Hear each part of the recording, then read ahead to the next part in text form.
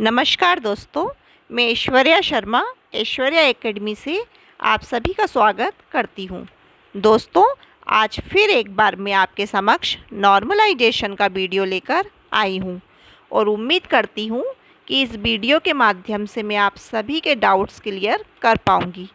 आप में से बहुत सारे भाई बहनों के कमेंट्स थे कि मैम मेरा 70, 80, 90, 100, 115 पर सिलेक्शन हो पाएगा या नहीं। तो आज आप और हम मिलकर इसी विषय पर चर्चा करेंगे और यह जानने की कोशिश करेंगे कि 70, 80, 90, 100 या 115 नंबर पर भी आप किस तरह से सिलेक्ट होकर अपनी सीट रिज़र्व कर सकते हैं और एक अच्छा स्थान प्राप्त कर सकते हैं। तो भाइयों और मेरी प्यारी बहनों, हम उन बिंदुओं को पॉइंट टू पॉइंट समझने की कोशिश करते हैं और अपना वीडियो आगे की तरफ बढ़ाते हैं। दोस्तों, आप में से बहुत से मेरे भाई बहन मुझसे पूछ रहे थे कि मैम क्या कट ऑफ जाएगी, मतलब कट ऑफ कितना जाएगा और हमारे नंबर कितने रहेंगे। तो मेरा मानना है कि कट ऑफ जैसा कि परिस्थिति अनुसार अभी काफ़ी चेंजेस आया है, क्योंकि एजेंटों का खुलासा होने के बाद में समस्याएं दिन पर दिन बढ़ती ही जा रही है और सरकार उस ओर कुछ कदम नहीं उठा रही है। इन सभी बातों को हम दरकिनार नहीं कर सकते। तो इन सभी बातों को देखते हुए मुझे लगता है कि आपका कट ऑफ काफ़ी कम जाएगा और आपके कम नंबर पर भी सिलेक्शन हो जाएगा।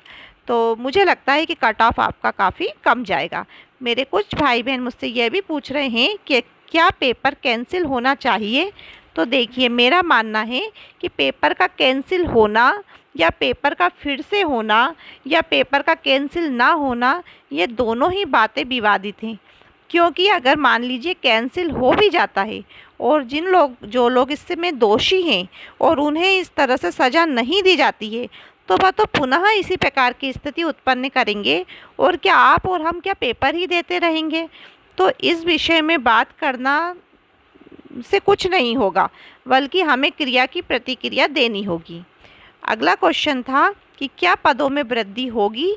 तो बिल्कुल, अगर आप और हम कोशिश करेंगे और सरकार से मांग करेंगे तो पदों में वृद्धि अवश्य ही होगी।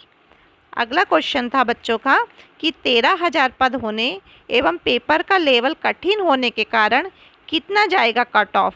तो 13,000 पद, जैसे कि शिवराज सरकार ने घोषणा की है कि 13,000 पद किए हैं, तो हमारा जो कट ऑफ और नॉर्मलाइजेशन और नियुक्ति बस सभी इन 13,000 पर डिपेंड करती है।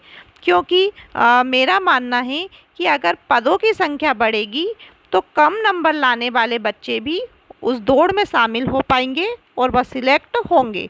कुछ बच्चों ने पूछा था कि कितने नंबर घट या बढ़ सकते हैं।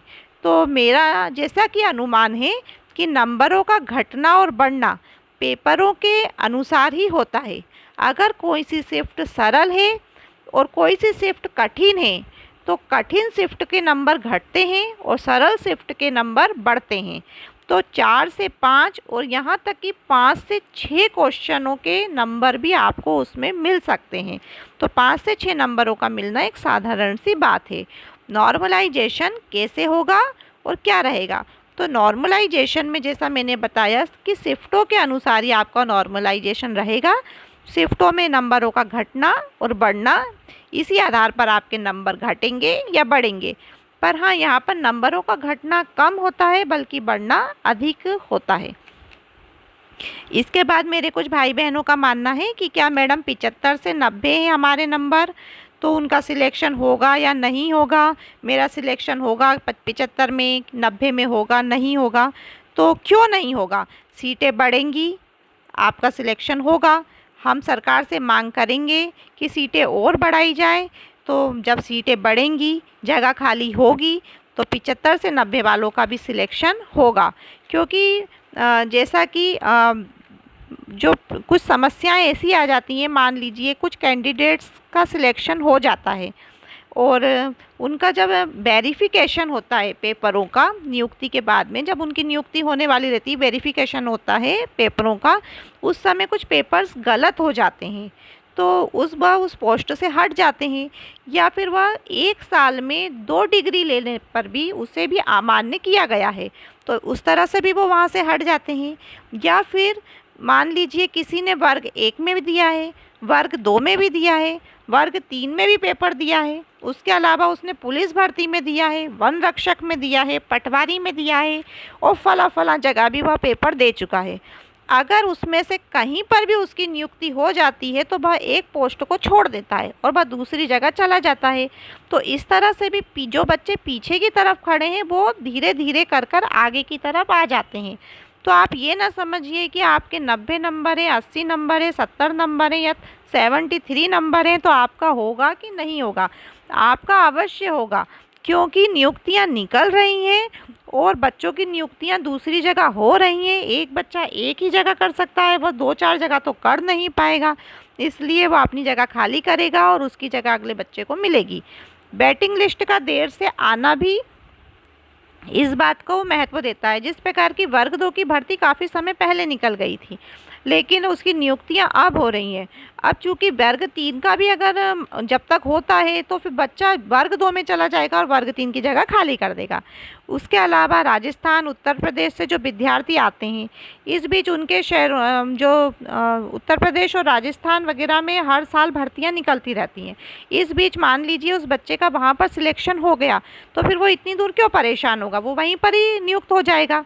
तो इससे भी जगह खाली हो जाएगी और पीछे के बच्चे आगे की तरफ आ जाएंगे।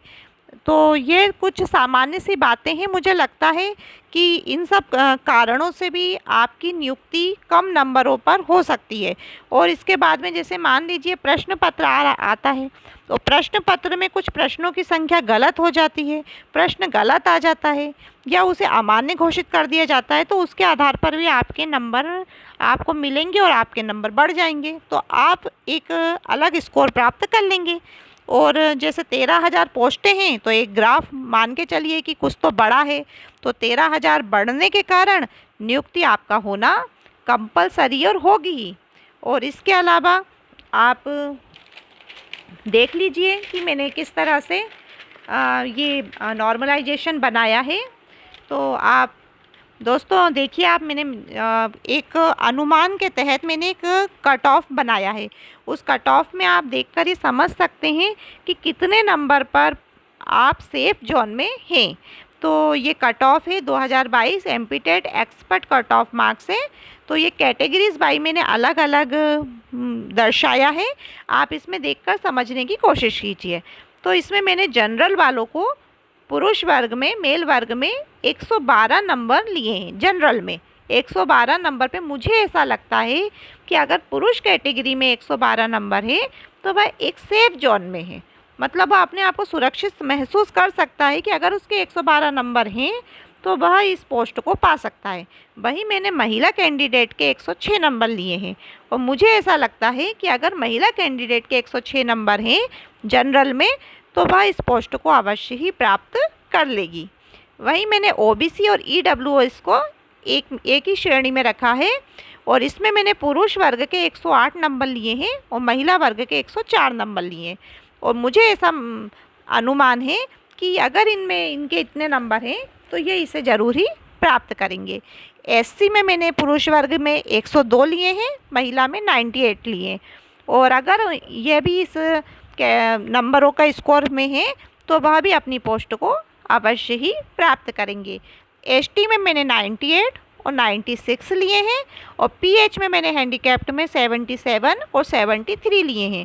पहले मुझे 71 भी लग रहा था कि हो सकता है 71 से 73 तक भी महिला पुरुष में 71 और महिला कैंडिडेट में 73 है और इससे कम भी इसमें हो सकता है, क्योंकि ये जो वर्ग हैंडीकैप्ड से संबंधित है इन्हें इनका एक सर्टिफिकेट लगता है और इनके फॉर्म में जब ये फिल करते हैं तो इसके इन्हें नंबर भी अलग से मिलते हैं और ये एक अच्छी पोस्ट को प्राप्त भी कर लेते हैं, मतलब साधारणतः इनका हो ही जाता है। तो इसलिए इनके नंबरों को मैंने एक अनुमान तहत दर्शाया जरूर है, लेकिन इससे कम भी इनके होंगे तब भी इनका अवश्य ही हो जाएगा। तो ये आप जिस तरह से देख रहे हैं कैटेगरीज वाइज इस कट ऑफ को, तो मेरा मानना यह है कि अगर आप इस जॉन में हैं और आपने इतने नंबर लाए हैं तो आप ये मानकर चलिए कि आपने अपनी सीट रिज़र्व कर ली है और आपका इतने नंबरों पर हो ही जाएगा, क्योंकि पोस्ट कम नहीं है। पोस्ट 13,000 हैं और 13,000 पोस्टें कोई कम नहीं होती है। और इसके बाद में हमारे बहुत से भाई बहन कोशिश कर रहे हैं कि गवर्नमेंट कुछ बीच का ऐसा रास्ता निकाले कि उससे पोस्टें बढ़ें या कुछ आप हमारे जैसे शिक्षकों का कुछ अच्छा कुछ हो पाए और एक अच्छे पद पर वो प्राप्त हो जाए, को वो ग्रहण कर लें। तो इसके बाद में ये 2 शब्द कहना चाहूँगी कि जीतने की खातिर जुनून चाहिए, जीतने की खातिर जुनून चाहिए, जिसमें उबाल हो ऐसा रश्न चाहिए। ये आसमान भी आएगा ज़मीन पर, बस इरादों में जीत की गूंज चाहिए। दोस्तों, हताश ना होना, क्योंकि ये कोई आखिरी वैकेंसी नहीं है। आप इस नॉर्मलाइजेशन को देखकर समझकर ये ना सोचिए कि इससे कम है तो आपका होगा नहीं, या आपका मान लीजिए नंबर कम आए हैं या आप पिछड़ गए हैं तो अब आपका क्या होगा। बिल्कुल ये ऐसा मन में बिल्कुल विचार मत कीजिए। अभी बहुत सी वैकेंसी आपका इंतज़ार कर रही है। आपको हार कर नहीं बैठना है, एक बार फिर उठना है और फिर जीत कर दिखाना है। अब की बार आपकी जीत पक्की है, आपको जीतने से कोई रोक नहीं सकता। साथ ही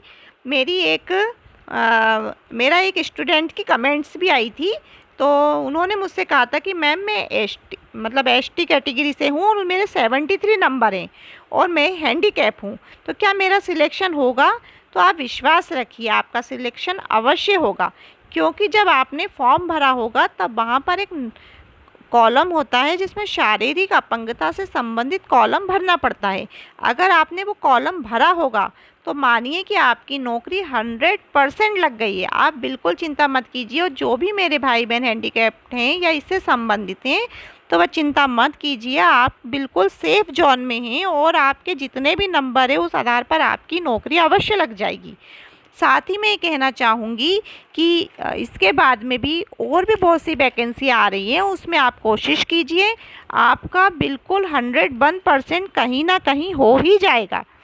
इन सभी विषयों पर चर्चा करने के बाद मेरा अनुमान यह कहता है कि 70, 80, 90, 100 अंक लाने वाले विद्यार्थियों का कहीं ना कहीं अपना स्थान वह पाकर रहेंगे और वह पा ही सकते हैं। इसलिए उम्मीद रखिए आपका सिलेक्शन अवश्य ही होगा। बस आप सभी से यही निवेदन है कि नियुक्ति के बाद एक कमेंट्स करके ज़रूर बताइएगा कि कौन कहाँ नियुक्त हुआ है। साथ ही मैं 2 शब्द ये और कहना चाहूँगी कि आप लोग अपने घर के आसपास जो पशु पक्षी और जानवर हैं उनके लिए एक कटोरे में, एक बर्तन में पानी भर के ज़रूर रखिएगा। प्यास के मारे बहुत परेशान रहते हैं वह जीव जंतु, बोल तो पाते नहीं हैं। अगर आप उनकी थोड़ी सी मदद कर देंगे तो ईश्वर आपका भी बहुत अच्छा करेगा। धन्यवाद। अगर आपको मेरा यह वीडियो अच्छा लगा हो तो लाइक, शेयर और सब्सक्राइब अवश्य कीजिएगा। धन्यवाद।